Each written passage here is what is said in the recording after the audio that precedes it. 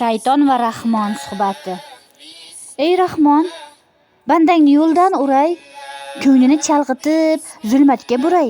Har nafsimda vasvasa, haron bir shubha gunohga yetaklay. Hoy Rahmon, kulma.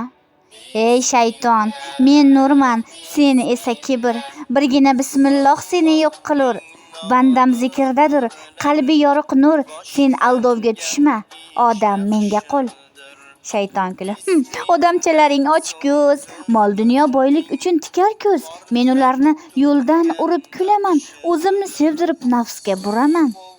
Rahmon der, men sabr, men haqiqat, qalbda nuri borga qilmagin xalaqt. Qur'onim bor, o'qiganga va'dam bor, senda yolg'on, menda buyukligim bor. Seni mag'lubsan, seni mag'lubsan, seni mag'lub. Axir seni shayton degan noming bor.